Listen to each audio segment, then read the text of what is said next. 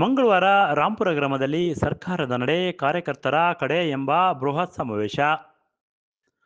ಸರ್ಕಾರದ ಪಂಚ ಗ್ಯಾರಂಟಿ ಯೋಜನೆಗಳು ಜನರ ಮನೆ ಬಾಗಿಲಿಗೆ ಮುಟ್ಟಿವೆ. ಇದರಿಂದ ಬಡ ಕುಟುಂಬಗಳಿಗೆ ಅನುಕೂಲವಾಗಿದೆ ಎಂದು ಶಾಸಕರಾದ ಎನ್.ವೈ. ಗೋಪಾಲಕೃಷ್ಣರವರು ತಿಳಿಸಿದರು. ಶುಕ್ರವಾರ ಆನ್ಗೋಲ್ ಐಬಿನಲ್ಲಿ ಹಮ್ಮಿಕೊಂಡಿದ್ದ ಸರ್ಕಾರದ ನಡೆ ಕಾರ್ಯಕರ್ತರ ಕಡೆ ಎಂಬ ಪೂರ್ವಭಾವಿ ಸಭೆಯ ಕಾರ್ಯಕರ್ತರೊಂದಿಗೆ ಮಾತನಾಡಿದರು. ಸರ್ಕಾರದ ಆದೇಶದಂತೆ ಸರ್ಕಾರ ಬಂದು 2 ವರ್ಷ ಆಗಿದೆ. ಆದ್ದರಿಂದ ಕಾರ್ಯಕರ್ತರನ್ನು ಉದ್ದೇಶಿಸಿ ಬೃಹತ್ ಸಮಾವೇಶವನ್ನು ಹಮ್ಮಿಕೊಂಡಿದ್ದೇವೆ. ನಿಮ್ಮೆಲ್ಲರ ಸಹಕಾರ ಇರಬೇಕು. ಅದೇ ರೀತಿ 4 ಹೋಬಳಿ ಮಟ್ಟದಲ್ಲಿ ಈ ಕಾರ್ಯಕ್ರಮವನ್ನು ಮಾಡಲು ಬಯಸಿದ್ದೇವೆ. ಪಂಚ ಯೋಜನೆಗಳಿಂದ ಸ್ವಲ್ಪ ತೊಂದರೆ ಆಗಿರಬಹುದು. ಮುಂದಿನ 3 ವರ್ಷಗಳ ಅಭಿವೃದ್ಧಿಯತ್ತ ಸರ್ಕಾರ ಸಾಗುತ್ತಿದೆ. ಸರ್ಕಾರದ ಸಾಧನೆ ಬಗ್ಗೆ ಪ್ರತಿಯೊಬ್ಬ ಕಾರ್ಯಕರ್ತರಿಗೂ ತಿಳಿ ಹೇಳಬೇಕು. ಮುಂಬರುವ ಜಿಲ್ಲಾ ಪಂಚಾಯಿತಿ ಮತ್ತು ತಾಲೂಕು ಪಂಚಾಯಿತಿ ಚುನಾವಣೆಯಲ್ಲಿ ತಾಲೂಕಿನಾದ್ಯಂತ ಕಾಂಗ್ರೆಸ್ ಪಕ್ಷವನ್ನು ಬಲಿಷ್ಠಪಡಿಸಬೇಕು. ಅದೇ ರೀತಿ ನಾವು ಚುನಾವಣೆಯಲ್ಲಿ ಜಯಭೇರಿ ಬಾರಿಸಬೇಕು. ಈ ಭಾಗದಲ್ಲಿ ಉತ್ತಮ ಸಂದೇಶವನ್ನು ಹೈಕಮಾಂಡ್ಗೆ ಕಳಿಸಬೇಕು ಎಂದು ಕಾರ್ಯಕರ್ತರ ಜೊತೆ ಮಾತನಾಡಿದರು.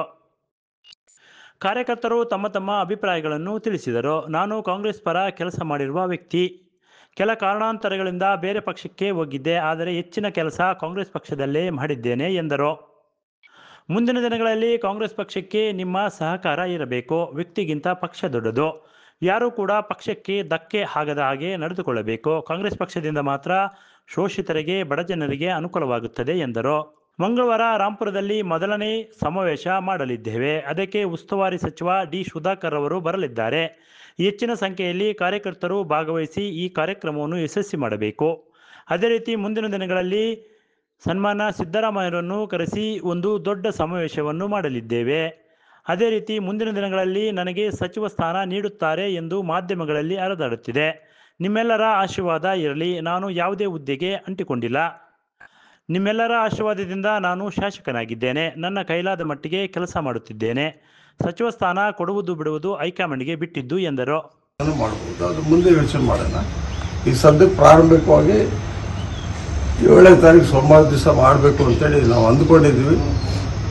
ಮತ್ತು ಅದಕ್ಕೆಲ್ಲ ನೀವು ಯಾವ ರೀತಿ ಮಾಡಬೇಕು, ಹೇಗೆ ಮಾಡಬೇಕು, ಎಲ್ಲಿ ಮಾಡಬೇಕು ಅಂತೇಳಿ ಎಲ್ಲ ಒಗ್ಗಟ್ಟಾಗಿ ಏನೇ ಮನಸ್ಸುಗಳಲ್ಲಿ ವ್ಯತ್ಯಾಸ ಇದ್ದರೂ ಕೂಡ ಅದನ್ನೆಲ್ಲ ದೂರ ಮಾಡಿಕೊಂಡು ಬರ್ತಕ್ಕಂಥ ದಿನಗಳಲ್ಲಿ ನಾವೆಲ್ಲ ಸಂಘಟಕರಾಗಿ ಕೆಲಸ ಮಾಡ್ತಕ್ಕಂಥ ಕೆಲಸ ನಾವು ಮಾಡ್ಕೊಂಡು ಹೋಗೋಣ ಆ ವಿಚಾರದಲ್ಲಿ. ಯಾಕಂದರೆ ಸರ್ಕಾರ ಬಂದು 2 ವರ್ಷ ಆಯಿತು. ಕಾರ್ಯಕರ್ತರ ಸಮಸ್ಯೆಗಳು ನಮ್ಗೆ ಚೆನ್ನಾಗಿ ಗೊತ್ತಿದೆ. ಎಲ್ಲೆಲ್ಲಿ ಎಷ್ಟು ಮಟ್ಟಿಗೆ ಸಮಸ್ಯೆಗಳು ಉದ್ಭವ ಆಗಿದೆ ಅನ್ನೋದು ಕೂಡ ನಮ್ಗೆ ಅರ್ಥ ಆಗಿ ಗೊತ್ತಿದೆ. ಆದರೆ ಸರ್ಕಾರ ಈಗ ಪಂಚ ಗ್ಯಾರಂಟಿಗಳನ್ನು ಕೊಟ್ಟು ಈಗ ಭಾಳಷ್ಟು ಬಡ ಜನಗಳಿಗೆ ಅನುಕೂಲ ಆಗ್ತಕ್ಕಂಥ ಕೆಲಸ ಕೂಡ ಮಾನ್ಯ ಮುಖ್ಯಮಂತ್ರಿಗಳು ಶಿವಕುಮಾರ್ ಅವರು ಮಾಡಿದ್ದಾರೆ. ಅದೆಲ್ಲರಿಗೂ ಗೊತ್ತಾಗಿರ್ತಕ್ಕಂಥ ವಿಚಾರ. ಬರೀ ಕರ್ನಾಟಕ ಮಾತ್ರ ಅಲ್ಲ, ಪಕ್ಕದಲ್ಲಿ ಬರ್ತಕ್ಕಂಥ ತಮಿಳುನಾಡು ಆಗಿರ್ಬೋದು, ಕೇರಳದವರಾಗಿರ್ಬೋದು, ಆಂಧ್ರದವರಾಗಿರ್ಬೋದು, ಇದೇ ಸ್ಲೋಗನ್ ಇಟ್ಕೊಂಡು ಅವರು ರಾಜಕೀಯ ಭಾವನೆಗಳನ್ನು ಇಟ್ಕೊಂಡು ಹೋಗ್ತಾ ಇದ್ದಾರೆ. ಹೀಗೆ ಕಾರ್ಯಕರ್ತರಿಗೆ ಅನಾನುಕೂಲ ಆಗಿರ್ತಕ್ಕಂಥ ವಿಚಾರಗಳನ್ನು ಗೊತ್ತಿದೆ. ಮುಂದಿನ ದಿನಗಳಲ್ಲಿ ಇನ್ನೂ 2.5 ವರ್ಷ 3 ವರ್ಷ ಸರ್ಕಾರ ಇರೋದ್ರಿಂದ ಅನುಕೂಲತೆಗಳನ್ನು ನೋಡಿಕೊಂಡು ಎಲ್ಲೆಲ್ಲಿ ಎಷ್ಟು ಮಟ್ಟಿಗೆ ಸಾಧ್ಯವಾಗುತ್ತೋ ಅಷ್ಟು ಮಟ್ಟಿಗೆ ಮಾಡ್ಕೊಂಡು ಹೋಗ್ತಕ್ಕಂಥ ಕೆಲಸ ಮಾಡಬೇಕಣ್ಣ. ಒಂದು ವೇಳೆ ಮನಸ್ಸಲ್ಲಿ ನೀವೇನಾದರೂ MLA ಮನೆ ತದ್ರು ಏನು ಕೆಲಸ ಕೇಳಿದ್ರು ಕೊಡಲ್ಲ, ಕೆಲಸ ಮಾಡಿಕೊಡಲ್ಲ, ಸಿಟಿಗೆ ಬರ್ತಾರೆ ಅನ್ನೋ ಅಭಿಪ್ರಾಯಗಳು ಬರ್ತಾರೆ. ಯಾರು ಬಂದು ಊರಿಗೆ ಶಾಲೆ ಬೇಕು, ನೀರು ಬೇಕು, ಶಾಲಾ ಕೊಠಡಿಗಳು ಬೇಕು, ಬ್ರಿಡ್ಜ್ಗಳು ಬೇಕು, ಈ ಥರ ತೊಂದರೆಗಳಾಗಿದ್ದು ಅಂತ ಕೇಳಿದ್ರೆ ಯಾವ MLA ಕೂಡ ಕೋಪ ಮಾಡ್ಕೊಳ್ಳಲ್ಲ. ವೈಯಕ್ತಿಕವಾದ ವಿಚಾರಗಳಲ್ಲಿ ಬಂದಾಗೆ ನನ್ನ ವೈಯಕ್ತಿಕವಾಗಿರ್ತಕ್ಕಂಥ ಲಾಭಕ್ಕೆ ನೀವು ಕೈ ಹಾಕಿದ ದಿವಸ ಸರ್ಕಾರದ ವ್ಯವಸ್ಥೆ ಹೀಗಿರೋದ್ರಿಂದ ನಾನು ಏನು ಮಾಡೋಕ್ಕಾಗೋದಿಲ್ಲ. ಆ ಒಂದು ಕಾರಣದಿಂದ ಸದ್ಯದ ಪರಿಸ್ಥಿತಿಯಲ್ಲಿ ಹೇಗಿದೆಯಪ್ಪ, ಮುಂದಿನ ದಿನಗಳಲ್ಲಿ ಅನುಕೂಲ ಆಗೋಂಥ ಸ್ಥಿತಿಗತಿಗಳು ಬರ್ತವೆ. 2 ವರ್ಷಕ್ಕೆ ಮುಗಿದೋಗಿದೆ. ಮುಂದಿನ ವರ್ಷದಿಂದ ಅನುಕೂಲಕರ ವಾತಾವರಣ ನಾನು ನಿರ್ಮಾಣ ಮಾಡ್ತೀವಿ ಅಂತ ಹೇಳ್ಬಿಟ್ಟು ಮಾನ್ಯ ಮುಖ್ಯಮಂತ್ರಿಗಳು ಆಮೇಲೆ ಅಧ್ಯಕ್ಷರು ಎಲ್ಲ ನಮಗೆ ಪ್ರಾಮಿಸ್ ಮಾಡಿದ್ದಾರೆ. ಆ ಒಂದು ಆಶಾಭಾವನೆ ಇಟ್ಕೊಂಡು ನನಗೆ ಮಾತ್ರ ಅಲ್ಲ, ಇದೆ 224 ಜನ MLAಗಳೇನು ನಾವು 138 ಜನ ಇದ್ದೀವಿ ಕಾಂಗ್ರೆಸ್ನವರು. ಇದೆಲ್ಲರಿಗೂ ಸಮಸ್ಯೆ ಆಗಿರ್ತಕ್ಕಂಥದ್ದು. ಎಲ್ಲ ಕ್ಷೇತ್ರಗಳಲ್ಲಿ ಸಮಸ್ಯೆ ಆಗಿದೆ. ಕಾರ್ಯಕರ್ತರು ವರ್ಸಸ್ MLAಗಳೇ ಆ ಥರ ಆಗಿಬಿಟ್ಟಿದೆ ಪರಿಸ್ಥಿತಿ.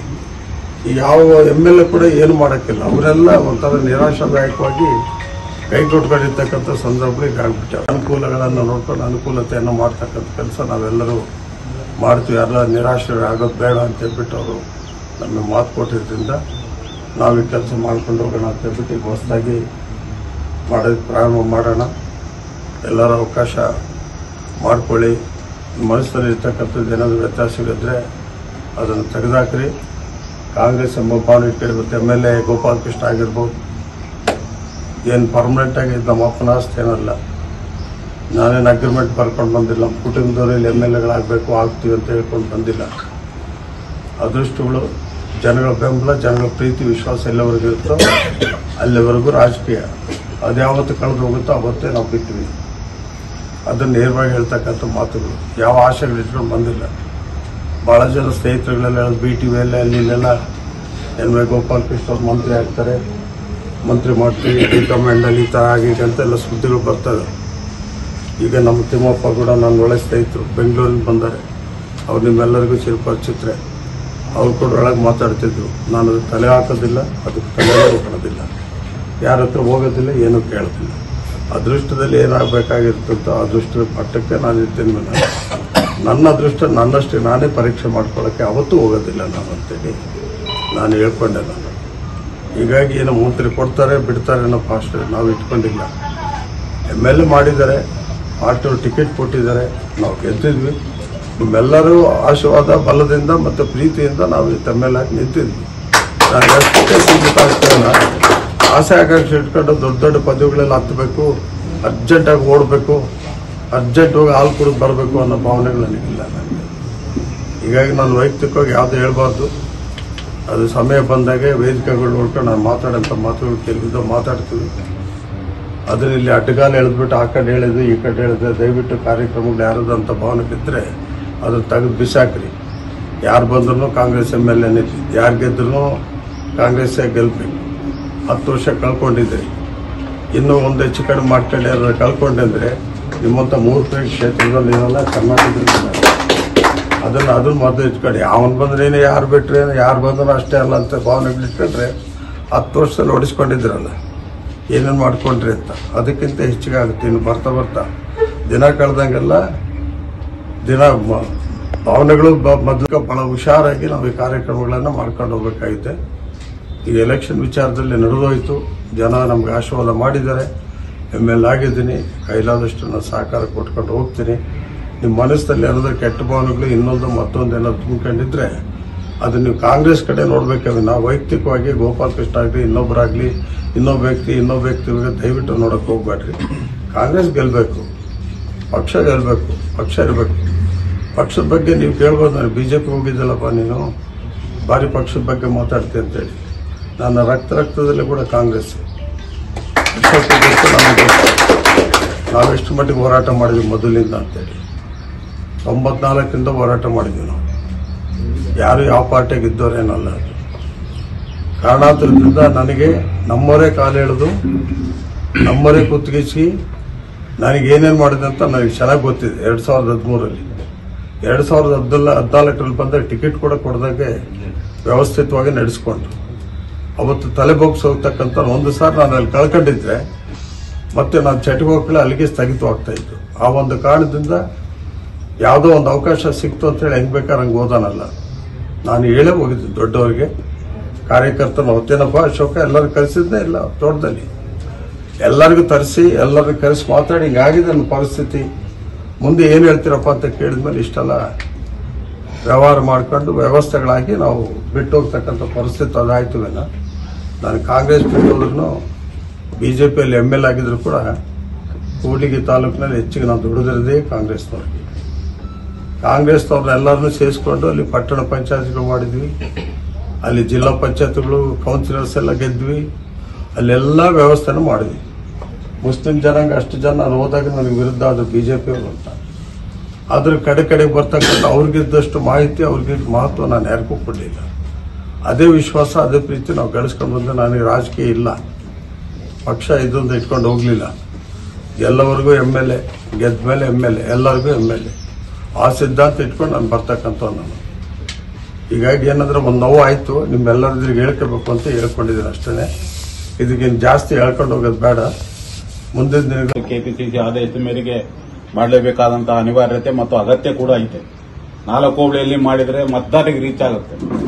ಒಂದೇ ಕಡೆ ಸಮಾವೇಶ ಮಾಡಿದ್ರೆ ಇಲ್ಲಿರ್ತಕ್ಕಂಥ ಏನ್ ಕಾರ್ಯಕರ್ತರು ಎಲ್ಲಾ ಕಾರ್ಯಕರ್ತರು ಎಲ್ಲ ಅವರೇ ಇರ್ತಾರೆ. ಹೋಬಳಿ ವೈಸ್ ಮಾಡೋದ್ರಿಂದ ಮನೆ ಮನೆಗೂ ರೀಚ್ ಆದಂತ ಮೆಸೇಜ್ ಜಲ್ದಿ ರೀಚ್ ಆಗುತ್ತೆ, ಮತದಾರರೆಲ್ಲ ಭಾಗವಹಿಸೋದಕ್ಕೆ ಅನುಕೂಲ ಆಗುತ್ತೆ, ಒಳ್ಳೇದಾಗುತ್ತೆ. ಕಾಂಗ್ರೆಸ್ ಇನ್ನೂ ಹೆಚ್ಚು ಶಕ್ತಿಶಾಲಿಯಾಗಿ ಮೊಳಕಾಲ್ಮೂರು ಕ್ಷೇತ್ರದಲ್ಲಿ ನಿರಂತರವಾಗಿ ಬಲ ಉಳಿಸಿಕೊಳ್ಳೋದಕ್ಕೆ ಸಾಧ್ಯ ಆಗುತ್ತೆ ಅಂತಕ್ಕಂಥ ಅಭಿಪ್ರಾಯನ ನಿಮ್ಮೆಲ್ಲರಿಗೂ ಎಲ್ಲರ ಸಲಹೆನೂ ಸರಿಯಾಗಿದೆ ಅಂತ ಹೇಳಿ ಹೇಳ್ತಾ ಇದ್ದೀನಿ. ಈ ಸಂದರ್ಭದಲ್ಲಿ ನಿವೃತ್ತ ಡಿವೈಎಸ್ಪಿ ತಿಮ್ಮಪ್ಪ, ಬ್ಲಾಕ್ ಕಾಂಗ್ರೆಸ್ ಅಧ್ಯಕ್ಷರಾದ ಖಲೀಮುಲ್ಲಾ, ನಾಯಕನಹಟ್ಟಿ ಬ್ಲಾಕ್ ಕಾಂಗ್ರೆಸ್ ಅಧ್ಯಕ್ಷರಾದ ನಾಗೇಶ್ ರೆಡ್ಡಿ, ಮಾಜಿ ಬ್ಲಾಕ್ ಕಾಂಗ್ರೆಸ್ ಅಧ್ಯಕ್ಷರಾದ ಪಟೇಲ್ಜಿ ಪಾಪ್ನಾಯಕ್, ಮುಖಂಡರುಗಳಾದ ಭಕ್ತ ಪ್ರಹ್ಲಾದ, ಬಿಟಿ ನಾಗಭೂಷಣ್, ಗುತ್ತಿಗೆದಾರರಾದ ಗೋವಿಂದಪ್ಪ, ತಿಪ್ಪೇಸ್ವಾಮಿ, ಮಲ್ಲಿಕಾರ್ಜುನ್, ನಾಗಸಮುದ್ರ, ನಜೀರ್ ಸಾಬ್, ವಕೀಲರಾದ ಅಶೋಕ್ ಕುಮಾರ್, ಮುಖಂಡರುಗಳಾದ ಜಿ ಪ್ರಕಾಶ್, ಅಬ್ದುಲ್ ಸುಬಾನ್ ಸಾಬ್, ಗುರುರಾಜ್ ನಾಯಕ್, ಮಂಜುನಾಥ್, ರಾಯಪುರ ಸುರೇಶ್, ಯರ್ಜನಹಳ್ಳಿ ನಾಗರಾಜ್, ಪಿ ಗೋಪಾಲ್, ಮಹಿಳಾ ಬ್ಲಾಕ್ ಕಾಂಗ್ರೆಸ್ ಅಧ್ಯಕ್ಷರಾದ ಸುಧಾ, ದೇವಯ್ಯ, ಇನ್ನೂ ಹಲವರು ಕಾಂಗ್ರೆಸ್ ಕಾರ್ಯಕರ್ತರು ಉಪಸ್ಥಿತರಿದ್ದರು. Bureau report, PM Gangadhar, Bharat Vaibhav news, Molakalmuru.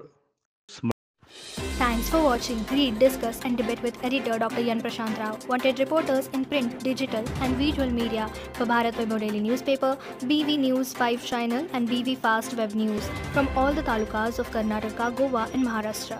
If interested, send your resume to 9019229369.